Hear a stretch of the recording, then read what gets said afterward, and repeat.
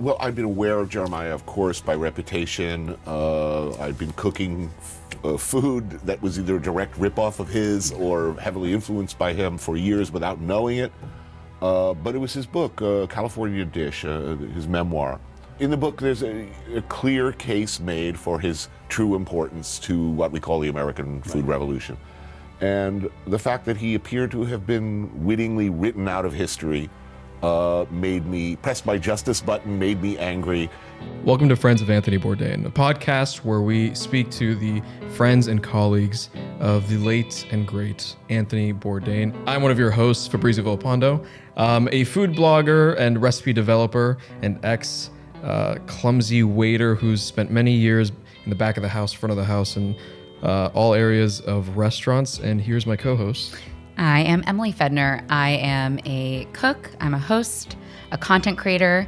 I run a pasta pop-up in New York, and I am a longtime Bourdainophile. So we just had the honor of speaking to Chef Jeremiah Tower, who is so iconic in so many ways. If you've ever picked up a menu and seen the words farm to table or new American cuisine or California cuisine, or even seen the list of a name of a farm anywhere in this country, we really have him to thank for that. Mm-hmm. Bourdain executive produced a documentary on the life of Jeremiah Tower, which if you are listening and you have not watched, highly recommended. Yes. The Last Magnificent was a documentary produced in 2016 by Anthony Bourdain, basically spurred by Bourdain's outrage at Jeremiah Tower having been, in quite a few ways, written out of culinary history. So just to back it up a minute, Jeremiah Tower has had this fascinating life. He grew up traveling the world,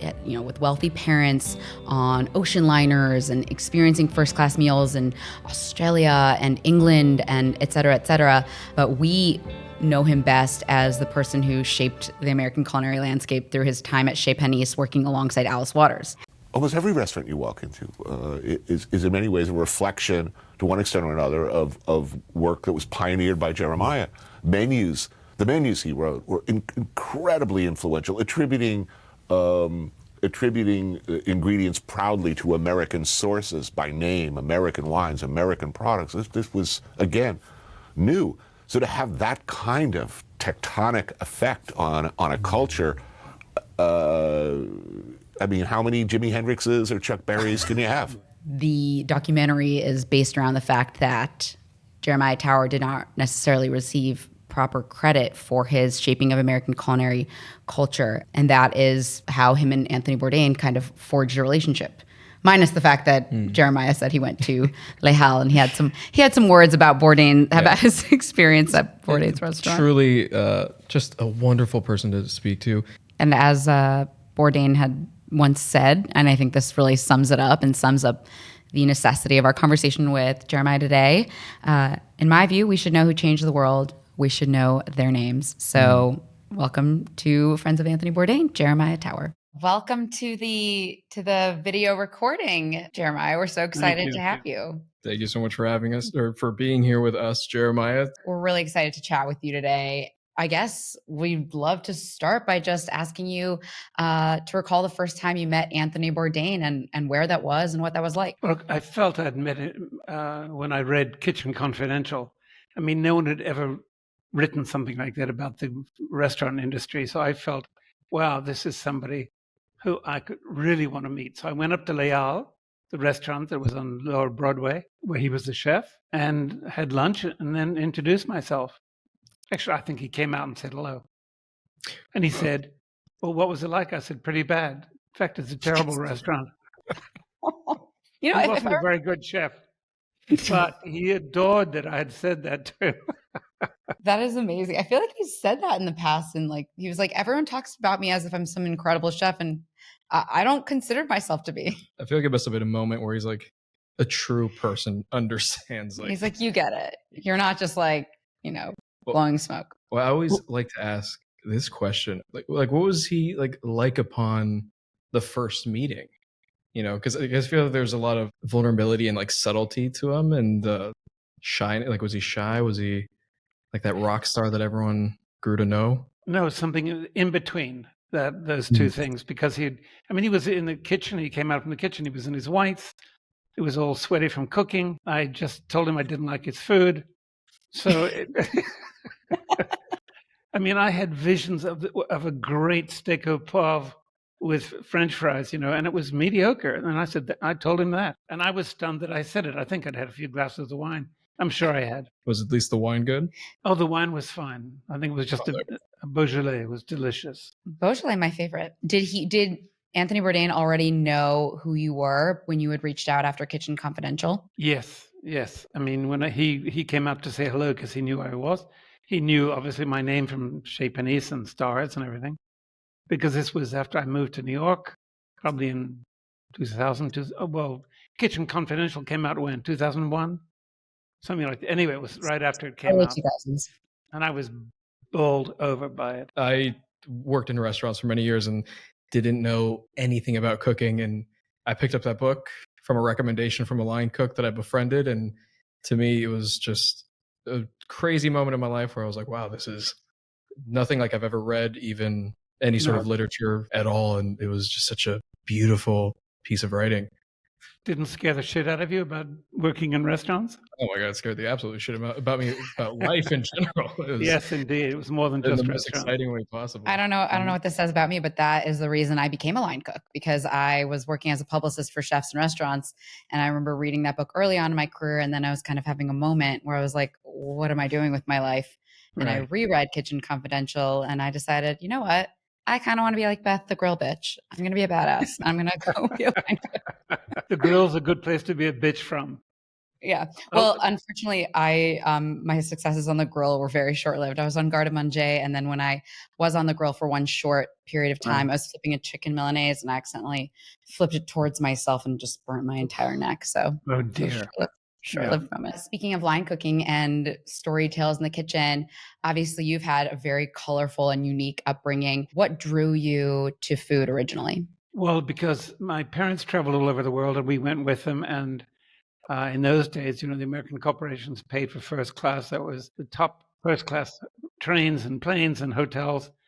And, that my entertainment, since my parents were out most of the evenings, was to sit in the dining room, read the menus and gorge myself. So, it was fun.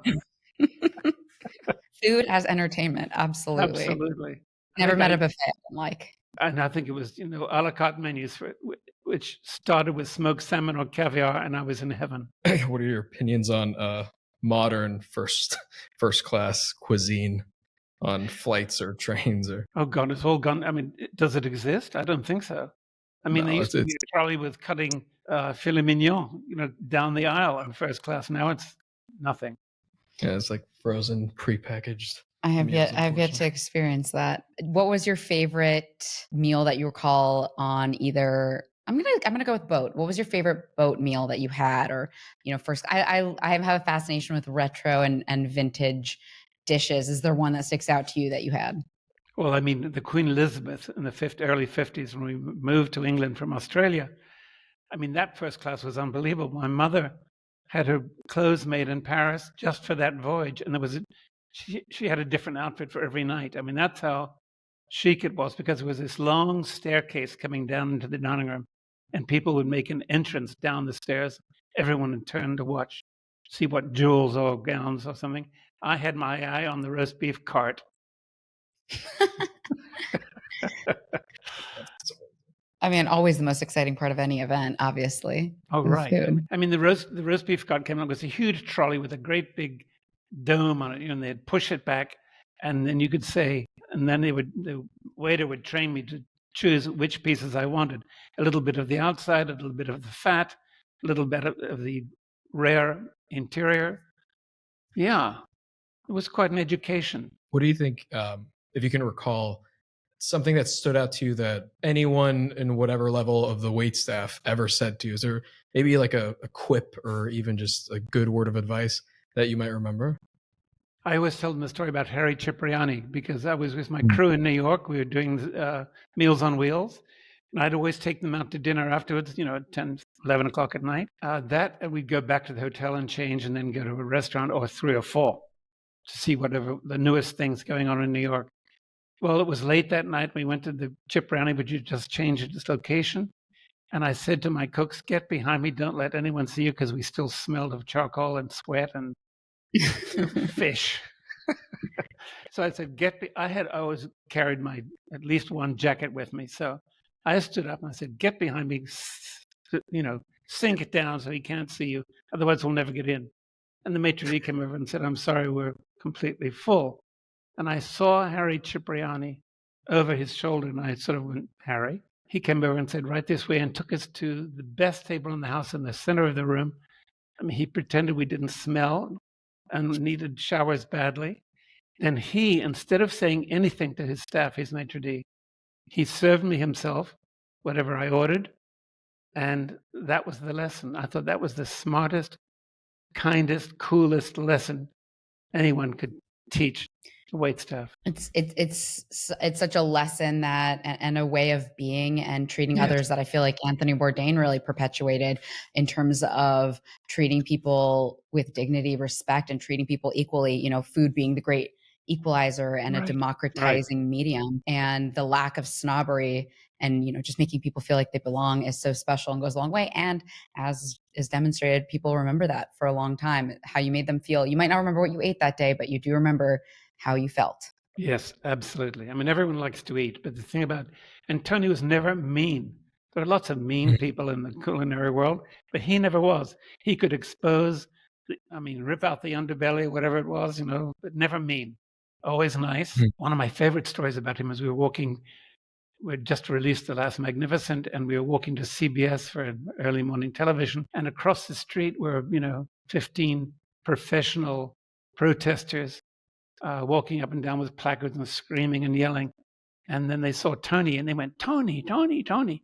He went over and across the street and said, hey, guys, could you be quiet for a minute? I got a 20-minute interview with Jeremiah. I mean, these were professional hoodlums from New Jersey. And they just became like mice. And then we came back. I mean, who else could calm down picketers, professional paid picketers in New York, except Tony Bourdain? I can't imagine anyone else. And he had that touch. I mean, it was a real, there was lots of posturing and posing goes on in the culinary world on TV these days, but Tony was real. It really is so special that, a book like Kitchen Confidential and just he himself as a persona could speak to the line cooks America, and could speak to the Eric Repairs of America. And that was one of the things that made him so special. What were some of your best memories of filming The Last Magnificent with Anthony Bourdain? Well, first of all, it was Tony's idea, and the very great Lydia Tenalia from 0.0, who did all his other shows, or most of them, he suggested they do it. And she said, oh no, he's a snobbish prick or something. We don't want him. And then Tony said, no, give it a whirl. So she said, I'm going to be in San Francisco. Could we have a 30-minute talk? Which turned actually into 7 hours and at least 2 bottles of champagne when she interviewed me. Then she said, okay, let's do it. We're going to do it. I mean, it's a very embarrassing title, but very commercially very successful title. I think it's an amazing, iconic title. Yeah. And I said, I hope I'm not The Last Magnificent, for God's sakes. But, I said, I insist we do 2 things. 1, we take the high road with Alice Waters. And 2, I have nothing to do with the production. She looked at me and smiled and said, well, guess what? Those were the 2 things we were going to demand of you. So we had another bottle of champagne and talked about how we were going to do it. So you were in Mexico at that point, correct? Yes, but I had come back to San Francisco to do something, I forget what. And I told her. How did you feel? Like, did you feel comfortable with the idea of doing this whole documentary based on your life, or how did you feel? Not. Embarrassing, very shy making, as the English would say. I never done anything. I've been on TV lots of times, morning TV, where you've got 3 minutes to present your whole new restaurant and book and food and everything. Fortunately, I had no idea. If I'd known how odd it was to do it and then to see yourself. The first time I saw the movie was at the premiere in New York.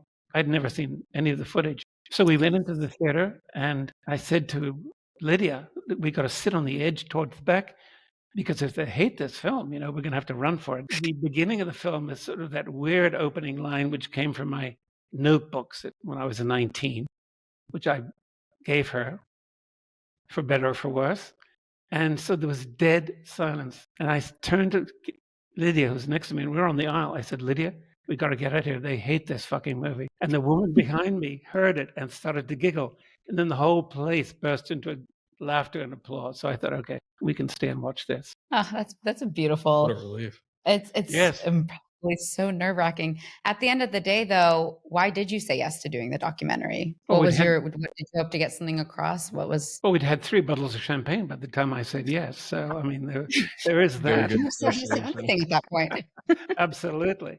And I really liked Lydia because I said, you know, if we're going to be pussyfooting around anything, I said, I've been in this business too long. I'm too old. We're not going to pretend. We're just going to lay it all out there. And let's talk about the restaurant business. I mean, it's Tony. And so let's do another Kitchen Confidential kind of thing. Show my career, show all the ups and downs and the good and the bad, because we need to teach the next generation that it's not just, you know, the Food Network. Mm-hmm. Wonderful moment with Tony when we were walking through some lobby somewhere while promoting the movie. And this young woman came up, she was in white, so she was a Culinary Academy or something, and said, how do I become a TV star? He turned to her and said, don't. So she burst into tears. He walked off, and I said, you know what, I'm going to tell you what he really meant was, first you have to become a really good cook and chef, then go into TV. I love that concept. And, you know, Fabrizio and I have a presence on social media. That's one of the mediums where we talk about food and cooking, amongst other things. But as you are probably aware, the recent phenomenon of the TikTok chef and the social media chef, it's ever present. And people always ask, you know, how do I become an influencer? How do I become famous on social media? And my response is always, that should never be the goal. Why would that be the goal? Right. The goal is to present and give and share your perspective on something and bring something meaningful to the world. And if that brings you an audience, that's amazing. But that should never be the goal. It's the same as saying, I want to be rich. Okay, cool. Well, what are you going to do to get rich? Because that's a symptom and not really, you know, a goal. Tony would have said, can you cook? To anyone who asked him that, can you cook? And they'd be like, no, but I want everyone to think I can. I've always wondered what Tony's perspective on this recent phenomenon of social media, culinary stardom, and self-proclaimed cooks and home cooks and whatnot. So I'm curious, what is your perspective sort of on, you know, I feel like there's both good and bad, very humble people that just like to share recipes on social media. They get a platform and an audience. But then you also get, you know, a bit of the bad where it's these young men usually saying, I'm a chef, and they're just slopping around in the kitchen. And I'm just curious, you know, someone of your success and ability and everything, what is your perspective on that? Well, it's also, I call Instagram cooking. You know, the restaurants around the world now, it's all the way it looks. Oddly enough, I mean, the great hero up until recently of the culinary world, the Western cooking, was Auguste Escoffier, who in, you know, 1900 said, we're going to get rid of all the old way of doing things. And then he, of course, introduced the new way. And he said, it's not about appearance, you know, it's about the ingredients and whether you can cook or not. Of course, now it's become, incredibly, ironically enough, it's all about appearance now. Mm-hmm. As Tony said, well, could you cook an omelet? And people would look at him and say, huh? You mean that beige thing? Who cares? Yeah. I'm thinking about it because I think that at various, like we've both, but speaking for myself, I've been such a fan of Anthony Bourdain for so long, since Kitchen Confidential came out. So at various junctures in my career, I'd be like, what would Anthony Bourdain think of this? And I frequently think about the Instagram chef phenomenon. And it is funny because no one can taste your food. So all you really have is appearances.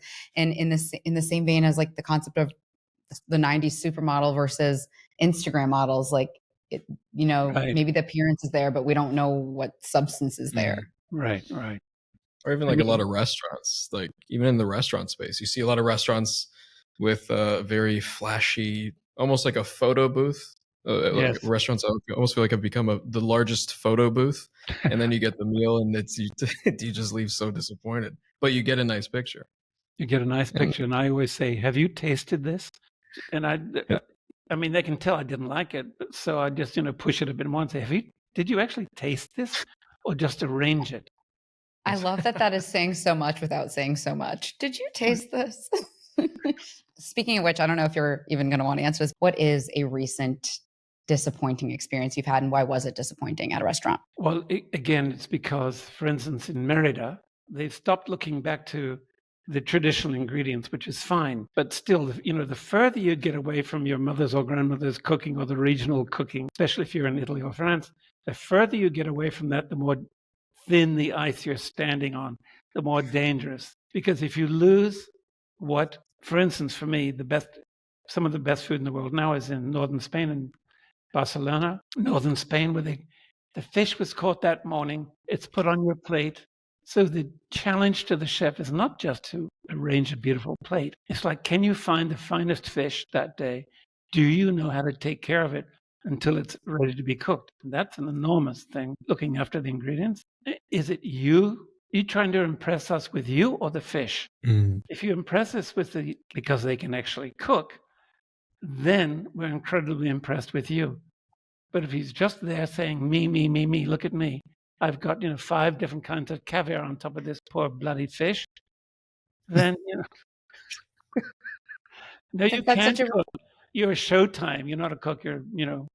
That's such a recurring theme with like every conversation we're having is the concept of ego and how it can really just get in the way and do the opposite of what you're hoping for, which is to prove yourself probably as a good cook. But I also loved what you said about making the ingredient shine, because that is what you're known for, is for basically the introduction of new American cuisine and American ingredients as the star. Anthony Bourdain tragically passed away on June 8th, 2018. His death brought attention to the issue of mental health and highlighted the fact that mental health struggles can affect anyone, regardless of their public image or achievements. Following Bourdain's passing, there's been an increased awareness and discussion surrounding mental health in the culinary and entertainment industries. Many celebrities and professionals have opened up about their own struggles, aiming to reduce the stigma associated with mental health issues. It's so important to continue conversations about mental health awareness and provide support for those facing challenges. That's why this episode is sponsored by Betterhelp. Betterhelp's mission is to make therapy more affordable and more accessible, and this is so important because finding a therapist can be super hard, especially when you're limited to the options in your area. Betterhelp is a platform that makes finding a therapist easier because it's online, it's remote, and by filling out a few questions, Betterhelp can match you to a professional therapist in as little as a few days. It's easy to sign up and get matched with a therapist. It's betterhelp.com/FOAB. There's a link in the podcast description. Get started today and enjoy 10% off your first month. Discount code FOAB will be automatically applied. Actually, Betterhelp was my first foray into therapy because I really wasn't sure how to get started, and I had experienced a really big life event. It was the first platform I turned to demystify therapy, make it easy, and also it was very affordable. So very exciting to be able to partner with Betterhelp and spread the therapy gospel. It's something that I know you and I, Fab, really believe in and talk about often. Especially with resources like Betterhelp that makes it more accessible. We do speak so often about mental health struggles in the restaurant industry. Making therapy affordable and accessible to line cooks and restaurant workers and people who might not have traditional health insurance is something that I feel so strongly about. So highly recommend. Society will thank you. You will thank you. Your family and friends will thank you. Young men, please seek therapy. It's worked wonders for me. It's betterhelp.com/FOAB. There's a link in the podcast description. Get started today and enjoy 10% off your first month. Discount code FOAB will be automatically applied. Why did you decide to switch the menu at Chez Panisse from French to highlighting American ingredients? What gave you that idea? To increase the business and make Chez Panisse more famous, I started doing regional dinners because we could charge, almost twice. So instead of the dinner being $6.50 for 3 courses, we could charge $9 or something. So maybe $10 on Saturday night. I had run out of regions. I'd done them all. And then there was the last left was Corsica. Well, I'd never been to Corsica. I'd never tasted Corsican food. Had no clue. The little research I could do. Anyway, I cooked. That dinner was the only really bad food we ever produced at Chez Panisse. And so I thought, why am I was so embarrassed by this terrible stockfish and a sort of badly salted cod dish that I prepared, that I thought, why am I beating my head against the wall here when we were sending one of the dishwashers down once a week to Monterey to pick up prawns, spend the night and drive them back. So I thought, we've got prawns. Why am I turning those into something French? We've got California ingredients here. So I thought, what are the best ingredients we've used in the last few months? All from California and the farmers markets and everything. So I wrote them down and made a menu, put the menu in English for the first time, and served California wines. And I called it, this was 1973, and I called it the California Regional Dinner. Well, everybody went mad, and James Beard called me from New York and said, that's brilliant. And I told him the story about Corsica, and he rolled with laughter. He said, Jeremiah, what are you cooking that crap for? I said, what? So that's how it started. And it was such a success that we didn't look back. And then we just cook what was available every day. The menu changed every day. It's just mind blowing that started with you. I hope that everyone listening kind of understands the gravitas of that. Like the California cuisine, the new American cuisine, the farm to table. This came from, it's the beginning of a movement. This came from this farm. Like the things that you and I grew up with essentially are because of Jeremiah, largely in part. And it was such a shift in American cooking culture, just being proud of American cooking culture rather than trying to outsource to French or Italian cooking cultures that were revered at the time. There were, I knew the history of the great American restaurants, Delmonico's in New York. It helped that we couldn't afford all the exotic ingredients like canned foie gras, or frozen Dover sole, which I didn't want anyway, but we couldn't afford it. So we were forced to look around us, and people started bringing us things to the back door, Kids working on fishing boats would bring us fish. So then I would write the menu for the next day right then, depending what came to the back door. Not only creates a delicious dinner, but also a nice little sense of community there, which is right. Amazing. All those crazed stone hippies from the Berkeley Hills bringing me mushrooms. It's fun. I was also reading old American cookbooks, and there was one from Delmonico's, and there was a dish called creme de maíz a la mendocino, and it was green corn soup with crayfish butter plopped inside. And I thought, wow, crayfish and corn. Then I thought, okay, no more Corsica. Mendocino was right up the road, so I thought, if in 1900 they could be serving that in New York, it was time to look around us. And then the world changed, literally, or at least America. Something I find fascinating is that you were so well known for not just delicious food and, caring for the ingredients, but also your love of the dining experience. So What to you makes the most special dining experience? One of the inspirations for Stars was, I loved French brasserie. There's great big dining rooms that are open all the time, and the waiter never says no. It's very important in hospitality. No one ever says no. You can walk away, you say yes, and you walk away and say, now what the fuck am I going to do? But you always say, you did say yes. And then We've done that at servers many times. Have a little meeting in the kitchen or the dining room and figure it out. So I walked into Boeuf sur le Toit in Paris in the mid-70s or something. And in the front table, there were two models, absolutely stunning models dressed in whatever couture. They had long red fingernails. And in front of them was this 3-foot tall seafood tower with lobsters and crab and oysters and everything. And they were using their long little finger nails to take the crab out and then lick it off. And I thought, God, I want a restaurant just like this. That to me almost sounds like a beautiful scene, like food scene in a movie. And I feel like you must have maybe drawn inspiration from cinema. And do you have a favorite food scene in any movie? Because I'm a big fan of any film that has cooking, eating, whatever it is. So I'm curious what yours might be. The one that you can laugh your way through is La Grande Bouffe. Have you seen that? No. I've heard of it. These 4 guys or 5 guys decide to commit suicide by eating. So they take a house out in the suburbs in Paris and start cooking. Everyone look at La Grande Bouffe, because there's a scene in there when someone is killed by eating foie gras. Well, the woman that they've hired to entertain them is force feeding him foie gras. It's amazing. Anyway, But for me, as a child, I loved those movies from the 30s. You know, they're all in a fancy restaurant or nightclub. They're all dressed in evening clothes, and someone always brings a telephone to the table. You know, and I thought, I spent 6 months when opening starts trying to figure out how to do that. Sounds stupid because everyone's got their own phone. But, you know, What's how the to details? plug in the phone. Well, I finally gave up. And thank God now everyone has smartphones. But I love that everyone in evening clothes and champagne flowing and everyone being polite and glamorous. Yeah, and I feel like, I don't know, because I also love TV, cinema and everything, and just the glassware, it was just dainty, and all the silverware was just Right. had all this detail, and I don't know, an experience that I feel like it gets lost in modern day. My aunt in Washington, who was a great cook, really taught me a lot about cooking.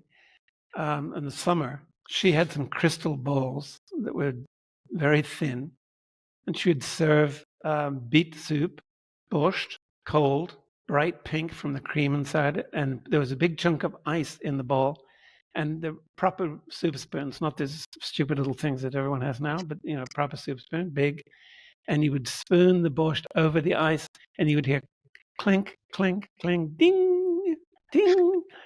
I mean, magical. Was your aunt Russian? She married a Russian. She married a Russian space scientist, and she would cook lunch for the two of us, dressed in her imperial emeralds. I mean, she was amazing. Sounds like a fabulous woman. I grew up with a lot of She was as well. unbelievable. On my 21st birthday, her present to me was to invite me and let me watch her putting on her makeup, which took an hour and a half. That was her present. That was her present. And then we went in and cooked. I never did quite get understanding between putting on makeup and cooking, but she was brilliant at both of them. Just, you know, they're both kind of an art and subject to interpretation. Right. And right. you know, subject to cultural shifts as well. I see some relationship there. You are clearly a person who has a, maybe not crystal clear, but you have this vision, you have these things that you love and you want to, you know, have them come to fruition. How was that in the collaborative environment of the back of the house? When you have these people, either talented or not, whatever it is, and you have to have someone help you create this vision. What was that like for you? Everyone thinks that, you know, the famous chef is the one that's doing it all. I mean, they may take all the credit, but they're certainly not doing all the work. If you don't have great teamwork, a great team, you'll never have a great restaurant. I mean, how many restaurants have you been in the last 2 years? But you can feel there's no teamwork there at all. There's not even a manager. It's the staff running the restaurant. For instance, my staff knew what was in my head at the same time I did. So it made it easier, tougher on everyone and easier. We changed the menu every day at lunch. Every dinner was a different menu. So, I mean, how can you do that without everyone all in the same mind, all the same food culture, all the same aesthetic? Without the teamwork, it's impossible and it falls apart. The restaurant is like a big organism, and you know, Right. everyone has to kind of be connected with each other. Otherwise, there's no flow, and that seamless flow is what makes an amazing experience. Oh, I've worked at a lot of. Oh, as have I. Every version of a restaurant. No direction. But the point is, it has to look easy, as if it's no effort. I think it's rude to show people that I mean, okay, sweating in the kitchen is one thing, but to tell everybody how difficult it is and how hard you're working, that's just rude. Mm-hmm. It should look effortless. When the servers are like really, like, I love casual and friendly service, but when the server starts telling the tables about, you know, what a mess it is, I'm in the weeds, like, oh, nope, you gotta just put up that wall because they're having their dining experience and this is easy for you and you're there to make their evening amazing. And I'm not paying to hear that news. Yeah. They don't want to hear it. I'll watch, you know, the evening news if I want to get that kind of story. Yeah, you want to get stressed out on someone else's behalf. Yeah, watch the war in Ukraine on the news. If you had to choose between absolutely amazing food and lack of ambiance and lack of experience on that end, or amazing experience, amazing ambiance, but very average food, what would you choose? Neither one. I would leave. That's a damn good answer.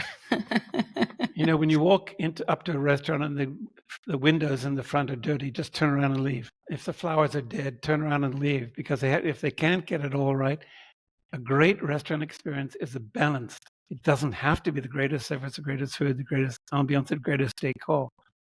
In fact, the more expensive the decor, probably the more difficult it is to. The restaurant should never outdress the customer, unless the customer is, ready to go into Ducasse in Monte Carlo every night, covered in diamonds. Okay, they meet the decor, but that's not the way it is pretty much anymore. It's a balanced thing. So the ambiance, which is made by the decor and the food and the service, they all have to be together. Again, teamwork. So I mean, who cares to have the most brilliant food in a dirty restaurant, or the waiter, the first 2 bottles of wine you order, he comes back and says, we don't have them. I mean, Yeah. I feel like it depends on what experience you're gearing up towards, because if you're going to go to a restaurant in Chinatown, for instance, not every restaurant in Chinatown, but I feel like if you are going to a really nice restaurant and you're met with the experience of, half the menu's out and your Right. plate's dirty, then you're like, what the hell is going on here? But, if you're gearing yourself up for a different experience, do you ever go to hole-in-the-wall restaurants or mom and pop shops? Well, I mean, one of my favorite places to go in Merida is at the Central Market. Right inside the entrance is a little stand selling tacos. Tacos of cochinita and tacos of lechon. I've taken a few well-known New York food celebrities there, and they were looking at the market. Oh my God, sitting at this counter that's clean-ish, and the waiter is very ish, and then they taste the taco with cochinita, with this really rich braised pork, and they go, oh my God. And I said, see, that's the same level of satisfaction as a long lunch at Le Bernardin. Well, it doesn't matter how expensive it is or what it is. If it's the best of what it is, if it's the best hamburger in town, fine. Next time you come to New York, I'm taking you to my spot. And also, have I ever taken you to Spicy Village in Chinatown? Sounds wonderful. It is Henan Chinese food, like a very specific region of cooking. I think it was along the Spice Road and just, the Silk Road. It's unreal. I take everyone I know there. So next time you're in New York, we're going. It's a hole in the wall, but I think you're going to appreciate the experience. I look forward to it. I want to comment. First of all, cochinita pibil is always the dish that I make when I have a gathering of people, especially those who haven't experienced a lot of Mexican cuisine. So I'm the spawn of 2 Mexican immigrants. Right. My parents both immigrated here from Mexico. And one of the first things that I would read about Tony was how highly he spoke of the Mexican, typically heavily Mexican back of house staff. And to me, that just was a moment of, it felt really nice, the acknowledgement in a positive, especially when the news is flooded with, stuff about your culture in a negative way. So it was really nice that someone with the influence and someone as badass as Tony to speak highly of, where my family came from. And also finding out that you moved to Mexico, I really wanted to ask you, did you know a lot about Mexican cuisine before moving there? What was sort of your inspiration to go there, and what has surprised you in the Mexican culture, food, etc.? Well, I always say now to the people asking me that, when was the last time you heard people all over the world say, thank you, Mexico, for my tomatoes, for my chilies, Szechuan cooking, Italian cooking? I mean, it's thank you, Mexico. And no one ever says that, but it's a huge thank you. Oh, that means a lot. Think as of a Mexican, right? Yeah. And I also thank you to every Mexican line cook who is eclipsed by another name of a chef who has cooked almost every meal we've had. Right. And then, Tavern on the Green, after that disaster, but Tony and a few other, Eric Ripa and some other friends said, Jeremiah, you have to have Mexican cooks. You all had, young white guys on the line. He said, you were crazy. And I said, well, why didn't you tell me that before? I didn't know. I hadn't ever cooked in New York. The 24-year-old white guy from the suburbs standing there about to plate fettuccine, which, the timing of cooking, plating pasta like that is amazing, because you have to judge the time it gets to the table. So his first mouthful is when it's finished, not when you've finished it on your line. The waiter's about to pick it up. He hasn't finished, and his phone rings. He takes out the phone, and I said, you can imagine what I said. I mean, it was nice but firm. I said, what are you doing? Don't put that phone away and play it. He said, what's your problem? And I told him, I said, you are out. And that's when he said, Jeremiah, what were you doing with white guys on the line? The disrespect, though, the disrespect of you and of the pasta, I may add. I own a pasta pop-up, and I serve pasta, like 7-course pasta dinners. Right. And I am so aware of the finicky nature of pasta and how quickly it needs to come out. Because as you said, the sauce is going to start congealing. It's going to start cooling. It needs to be out. I mean, with pasta, you're listening to it, you're looking at it, you're smelling it. In that timing, the seconds, many seconds are going by before it gets ruined. So how you could think of anything other than doing that perfectly, yeah. Also, I feel like, I don't know, maybe it's because I grew up the child of immigrants, but the audacity or the idea of taking out my phone while I'm in the middle of doing something like that is just unreal. Yeah. Well, your grandmother would have slapped you. I mean, everyone, they'd be like, what the hell are you doing? Seriously. The entire family would have had. Yeah. And I was the only white line cook, I believe, when I was working at the restaurant I worked at. And I would say definitely made for better food and more efficiency. Right. Absolutely. Speaking of Tavern on the Green, can you tell us a little bit more of that experience and your decision to cook in New York, which was, to the chagrin of Tony and Lydia after wrapping The Last Magnificent? Oh, they were furious at me. He's back. Furious at me. And I said, well, I didn't know anything about production. You were timing it. We never talked about the production or your schedule.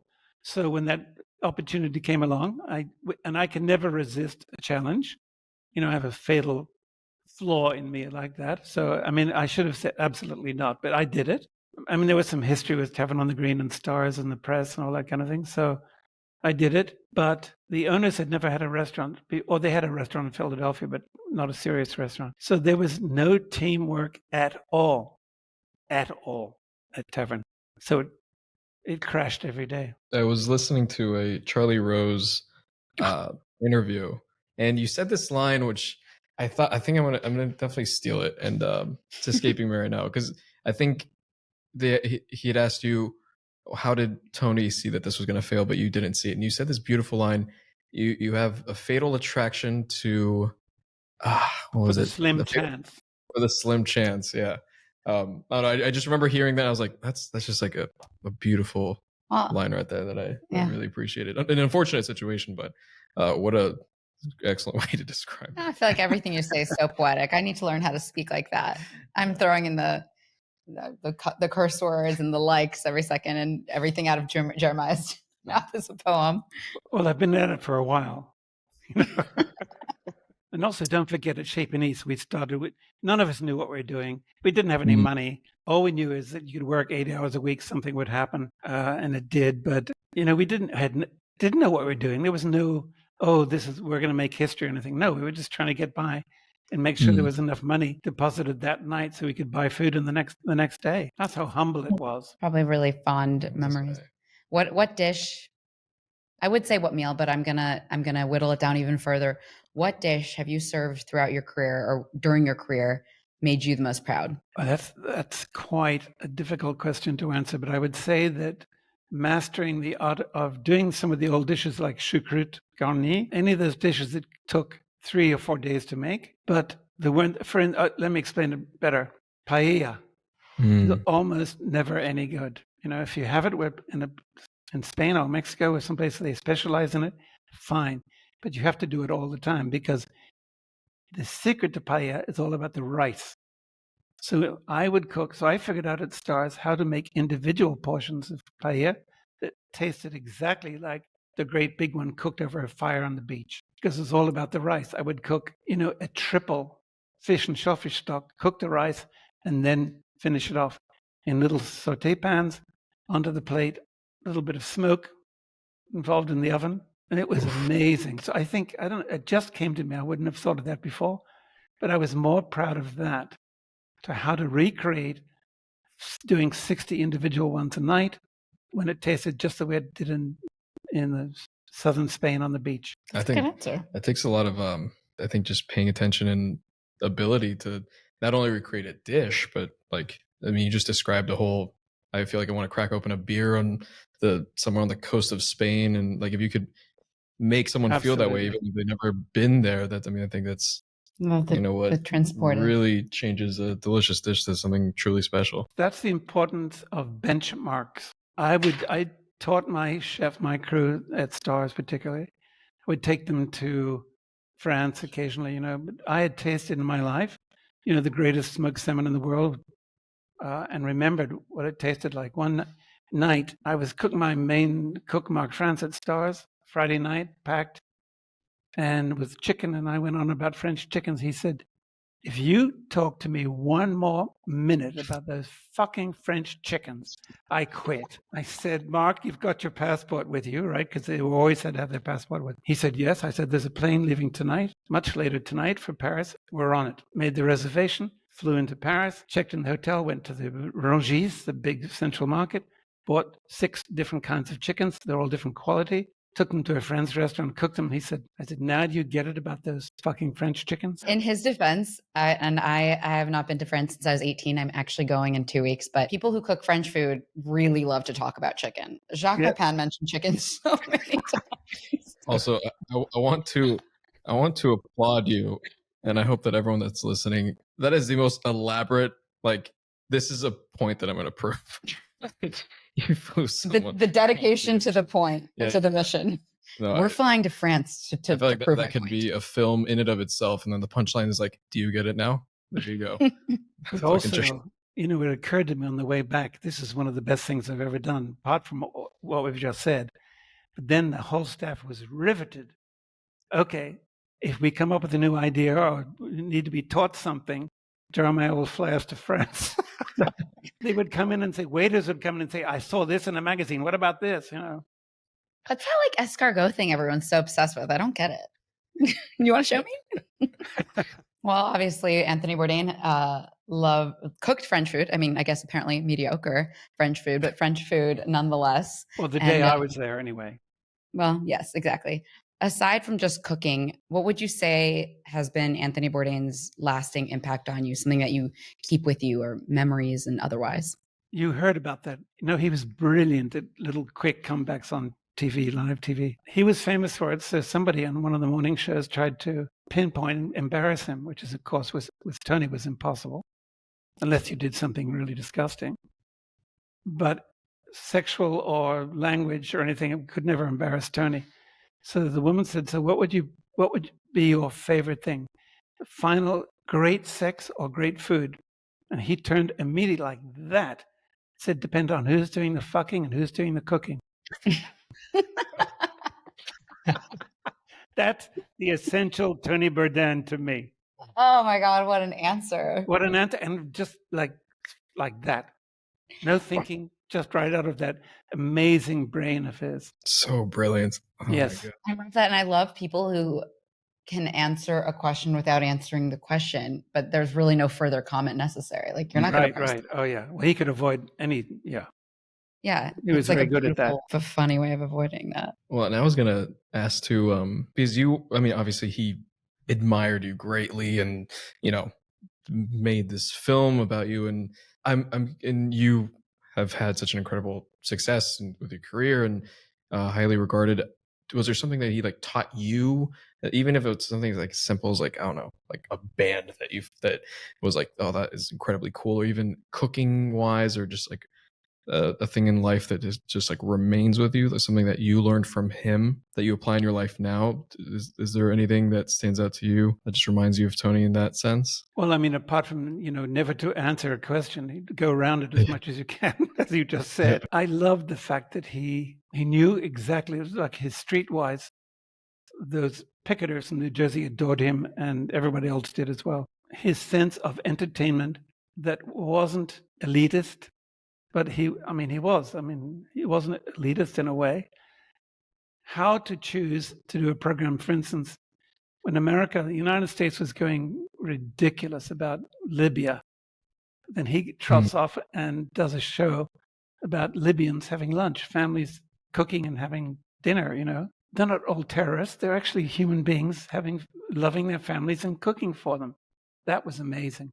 I can't think of anybody else in the United States who had the courage and also the foresight, the vision to do that. And probably also the ability to relate to all the sides of that equation, which I Right. think made him so powerful. Like he could speak to news media and, famous and, Yes. intimidating chefs, and then also have lunch with families in Libya. And I think that's so special and it's definitely a unique skill. Well, I just fantasized that he'd walked into somebody's house and there was Mama, and he charmed her as she shooed the terrorists out the back door. And you're like, not today, not this time. Not this, no. Not with this guy. He's too nice. He's good. He's good. We keep him. On that note, if you could cook Anthony Bourdain one last meal, what would you cook him? Wow. Well, it would have to be a bit of a joke because, he'd always say to a cook, someone was bragging about, their latest 15 ingredient mess on a plate. He would say, well, can you cook an omelet? As I told you before.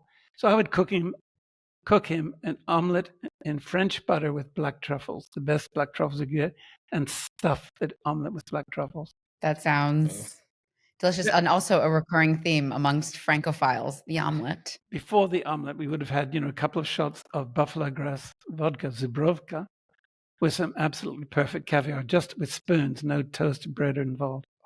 I love that. Vodka shots. Yes. And then a roast chicken, a French one. Oh, I forgot about the chicken, yes. A breast chicken roasted on the spit over wood fire, also stuffed with truffles, the chicken. But not truffle oil, because didn't he famously hate truffle oil? That's rubbish. Disgusting stuff. True. Just go spring for the real deal or don't have it at all. Yes. I remember he famously also once said, if you can't peel and mince garlic, you don't deserve to eat garlic. Like you're going to get... Which I always loved. It's really fun. It's funny because Fab and I actually never got to meet Anthony Bourdain. So it's really fun for us to be able to reminisce with people who have, even though we were not his friends, but we fancy that we would have been. I mean, definitely every time I would have been. You're just flattering us. Yeah. No, definitely. He would have loved you. Oh, that's really sweet. Where were you when you heard of Tony's passing? Oh my God. I was in a studio in New Orleans, live program. We were filming a cooking demonstration, but the rest of it, the interview was live. And I was standing out in the green room. It was 7 o'clock in the morning or 8 o'clock in the morning. And they brought me the news. Choke up for a minute, excuse me.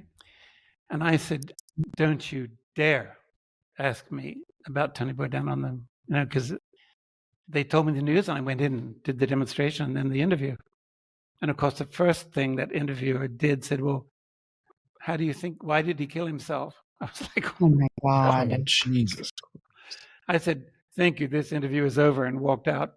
I can't imagine what it would have been like to have to put on the professional face and go through with a commitment in that moment. Well, that's what we do. You guys do. You know what that's like. You get injured on the line, it doesn't matter. Keep going and tend to the boo-boo later. Absolutely. I was helping out a Chinese cook on the line. He was chopping fish. And I thought, I'll just get in and chop some fish. And I nearly chopped my finger off. And I thought, no. And I mean, it was a really deep cut. And he went, wait a minute. Little Chinese cook, I mean, almost no English. Great guy. He took a packet out of his pocket. It was white powder, poured it on my finger. It hurt the most of anything I've ever felt. I think I ran around the kitchen screaming for a couple of minutes. Shuddering. It was unbelievably painful. And the next day, it was closed and gone. Now, wow. What was this miraculous substance? I should have gone back to him and found out and made millions of dollars selling it to the restaurant industry. Not FDA approved. Oh, of course not. It was Chinese.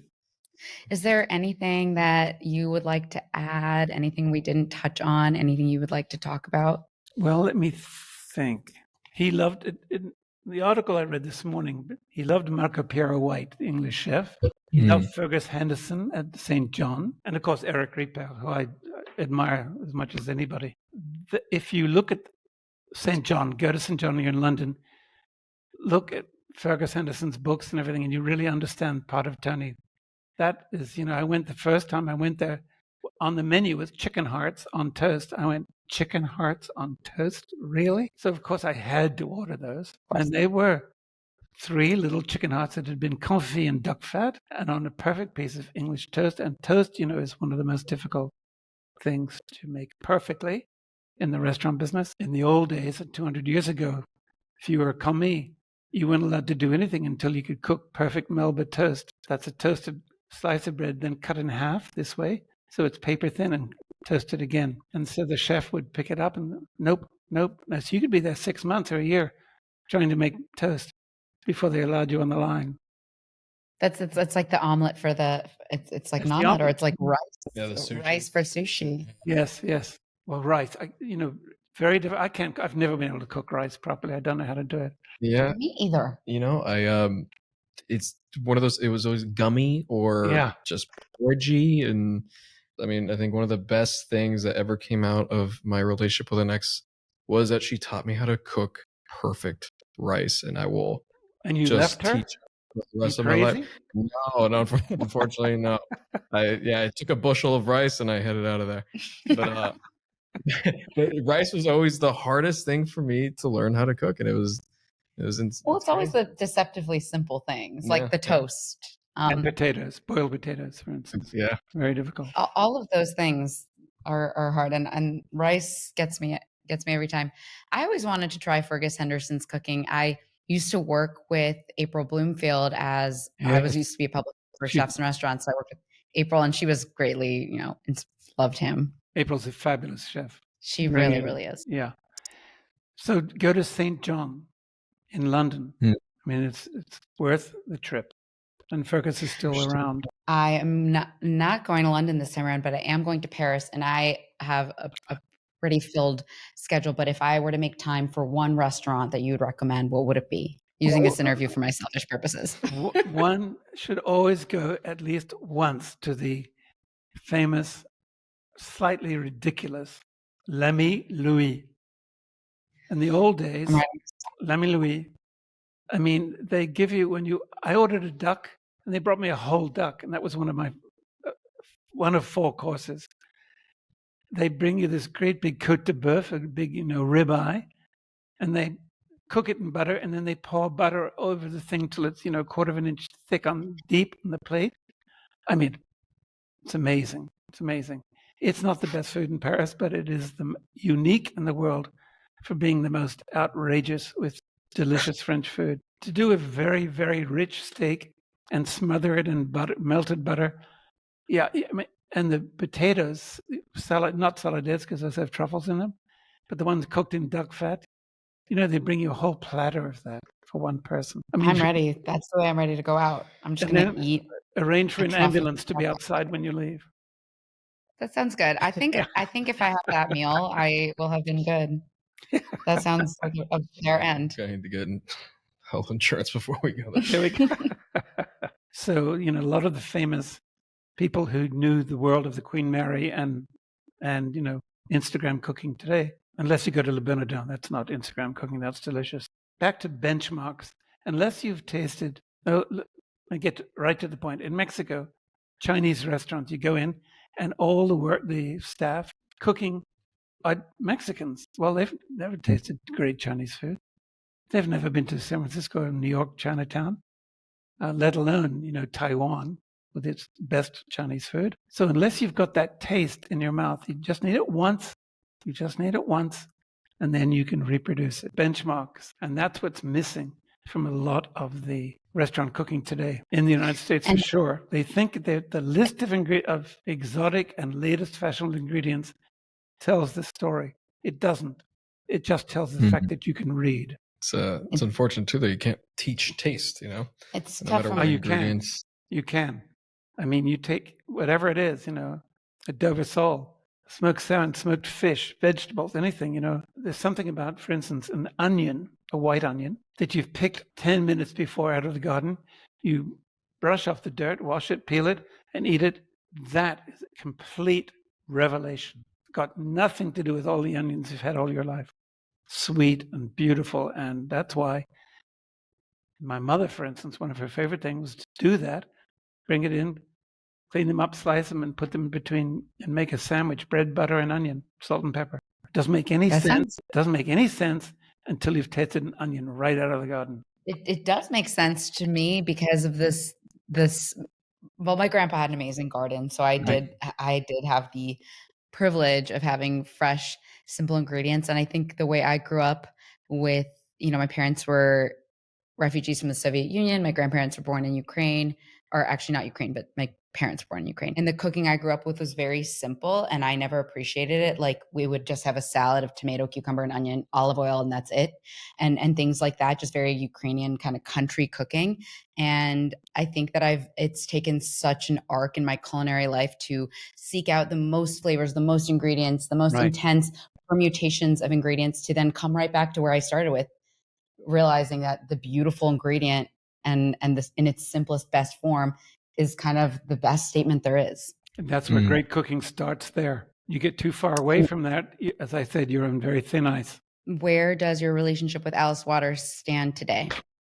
Well, I was going to do an event in the spring in London for the Oxford Cultural Collective. We'd done some stuff at Oxford University with them before. And the American Embassy in London said, we want to honor you and what you've done as farm to table and all. And I said, well, then you should invite Alice Waters as well. And I thought it'd be great to get back together and think of the press coup that would be anyway. But I mean, it was time to be friendly again, because I've gone back to some of the anniversary dinners there and we were fine, but she never responded, not to the embassy, not to me. So I'm not sure. I think the Last Magnificent must have pissed her off. Tough documentary to watch in certain ways, because I feel that as someone who never met either of you and, was not around during that time, I felt that, injustice was done towards you, and it made me kind of angry. So I can imagine that it didn't feel good. Sometimes the truth doesn't feel good. I don't know. No, it didn't feel good, but I had been willing for years to let it go. But Lydia and Tony fired me up. How could you let this happen? Well, we don't have to talk about that. What I said was, how did you let this happen? So finally, I just, okay, let it all out. Well, there's something really beautiful and poetic about the fact that Tony was so, I guess, outraged on your behalf, and he wanted to set the record straight. And as we always say, history is written by the victors. He, throughout his career, it seems like, I'm not to call you an underdog, but I feel like he has historically, throughout his entire career, really strive to give a voice to people whose voices were silenced in many regards and for many reasons and in many ways. And I feel like your story and his attraction to your story is not different from that. He felt like your voice was not properly being documented. Yes, and that was part of his whole going around the world and glorifying the source of all our pleasure in eating this food. Not the famous chef in the city, but the people, everyone else. What's next for you, Jeremiah? Are you opening other restaurants, or what's happening in your world? No, I mean, I fantasize about opening a beach bar. I was in Thailand. We used to go down on Sunday because there was a Chinese restaurant on the beach just on Sundays. And there was a little tiny bar, big enough for 4 people, down one end, and they had the best music system. And I got there with a friend of mine, and it was hot, sunny. And I said, do you have an umbrella? And they said, yes. So they sent their little tiny Thai guy into the jungle. He cut down a banana tree and came back and stuck it in the sand next to me. That was my umbrella. And I just thought that was like my moment in the brasserie in Paris, with the women with long red fingernails. I just thought, that's hospitality. Again, no, didn't say no, said yes, and then thought, now what the fuck are we going to do? So a beach bar like that, but, I did it for 40 years, 80, 90 hours a week. That's enough. Yeah. But I am hauling out all my misadventures and adventures and photographs and favorite meals and cooking on this program called Substack. So every week I publish an article on Substack. It's a lot of fun. We're going to have to post the link to your Substack. And I had a Substack for a year. It's now more or less defunct, but I had a lot of fun with it. It's a Oh, yeah. wonderful platform. I can't wait to read Yes. your post. Ruth Yeah, Reichel has an amazing Substack too. She was heavily featured in the documentary. I've never been on Substack, but now I want to. It's Take you a know, host- take it's a kind of like a social media meets newsletter vibes. So I've got Amazing. there. If you pay $5 a month, and you get access to all the archives. So there are 25 articles already that I've written, and what the last one was about Cream and Christian Dior, about his last meal on a train going to the south of France, where he had a whole foie gras poached in champagne, and drank a bottle of Chateau d'Yquem with it. He also, before he did that, he'd just been in New York, and he was with Alex Lieberman from Vogue and his wife, and they had with more foie gras and chickens and stuff like that. And then they said, where he's going? He's going down to Times Square to eat a hot dog. So I called the article Champagne Dogs, because I put hot dogs on the bar menu at Stars, because I thought after the opera, be perfect to go into Stars, have a glass or two of champagne and a hot dog. And the hot dog became famous. That is poetic. I love that. And That was the perfect. last article. All of that was in the last article. I'm going to be digging through Yeah. those archives Great. very soon. Great. I'm very excited to dive into some of your writing because listening to you speak is wonderful. I know. If you Thank can be this eloquent in Thank you. speech. I can't wait to pour myself a glass of nice champagne and pick up a hot dog and just get to reading some. Absolutely. Well, Okay. thank you so much Thank for you. taking the time to speak to us. It was genuinely a blast and Such so a fun delight, I Yeah. love and so many laughs. Thank you so much for Don't be a stranger. Stay in touch. Okay. And if you're ever in New York, please let us know. Absolutely. You're taking me to Chinatown. Thank you for listening to today's episode of Friends of Anthony Bourdain. You can listen along wherever you listen to podcasts. Please subscribe, rate, review. Let us know if there's someone you're dying for us to interview on the pod. And be sure to check us out on Instagram, TikTok, YouTube, all the social media platforms at Friends of Anthony Bourdain.